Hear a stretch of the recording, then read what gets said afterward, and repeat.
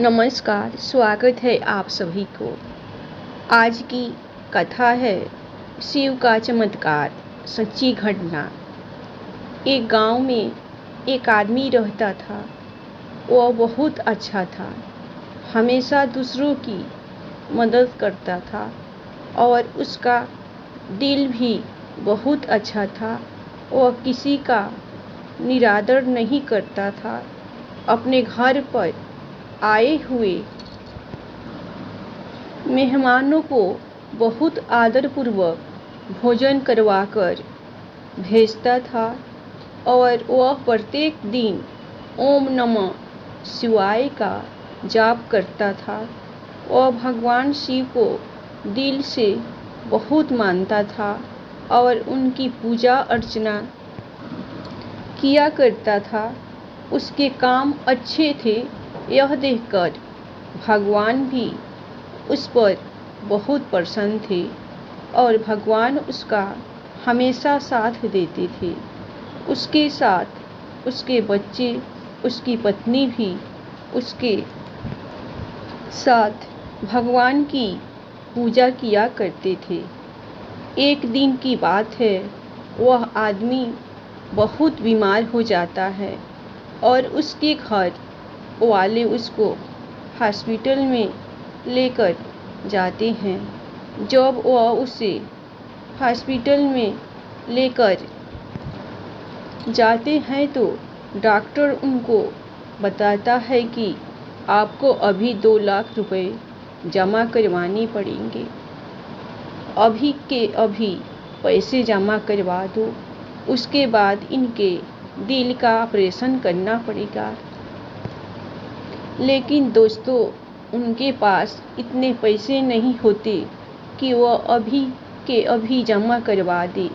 तो वह बहुत घबरा जाते हैं। वह सोचते हैं कि ऐसी स्थिति में सिर्फ एक भगवान ही हमारी मदद कर सकते हैं और उसकी पत्नी मन ही मन में ओम नमः शिवाय का जाप करने लगती है। ऐसा देखकर उसके बेटे को गुस्सा भी आता है कि हमारे साथ इतना बुरा हुआ है। मेरा पिताजी मरने की हालत में है और मेरी माँ फिर भी भगवान को ही पुकार रही है, लेकिन इसके अलावा उनके पास कोई और रास्ता भी नहीं होता। वह बहुत परेशान होकर हॉस्पिटल के बाहर खड़े हो जाते हैं। तो कुछ देर बाद एक डॉक्टर उनको बुलाने के लिए आता है कि आपको अंदर बुला रहे हैं। जब उसका बेटा अंदर जाता है तो वह बड़े डॉक्टर से मिलता है और वह डॉक्टर बताता है कि तुम्हारे पिताजी का ऑपरेशन हो गया है और वह अब बिल्कुल ठीक है। उनका ऑपरेशन बिल्कुल ठीक ठाक हुआ है। तुम्हें अब घबराने की ज़रूरत नहीं है। कुछ समय बाद तुम्हारे पिताजी अच्छी तरह स्वस्थ हो जाएंगे। तो वह मन ही मन में सोचता है कि जब मैं और मम्मी बाहर थे तो पैसे किसने दिए होंगे और कौन पैसे लेकर आया होगा। वह डॉक्टर से पूछते हैं कि लेकिन हमने तो पैसे जमा नहीं करवाए थे, तो आपने ऑपरेशन कैसे किया। तो डॉक्टर ने बताया कि मेरे पास एक आदमी आया था और उसने बताया कि वह तुम्हारे पिताजी का दोस्त है और तुम्हारे पिताजी और वो हमेशा साथ रहते हैं। तो वह पैसे देकर गया है और वह बोल रहा था कि अगर कोई पूछे तो उसका नाम महेश बता देना और जब वह ठीक हो जाएगा तो मैं अपने दोस्त से पैसे खुद ही ले लूँगा।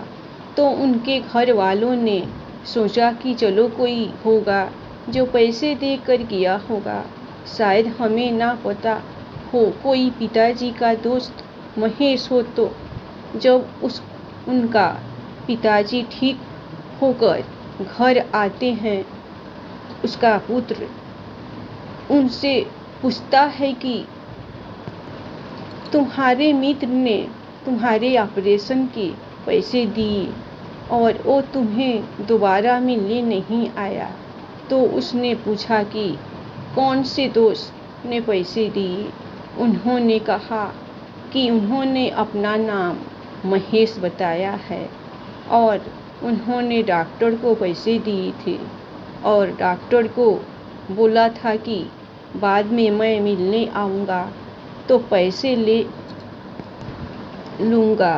तो दोस्तों, वह बताता है कि मेरा तो कोई भी दोस्त महेश नहीं है। महेश नाम का मेरा कोई दोस्त नहीं है, ना मैं महेश नाम के किसी आदमी को जानता हूँ।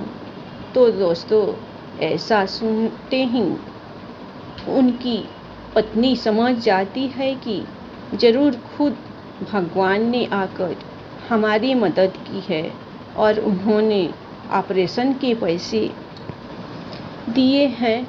और जब बहुत जानने की कोशिश करने के बाद भी उन्हें कोई महेश नाम का आदमी नहीं मिलता है और ना कोई पैसे वापस लेने आता है, तो सभी परिवार वाले भगवान के सामने हाथ जोड़कर उनका शुक्रिया अदा करते हैं और बहुत खुश होते हैं कि कितनी मुश्किल की घड़ी में भगवान ने खुद आकर हमारी मदद की है।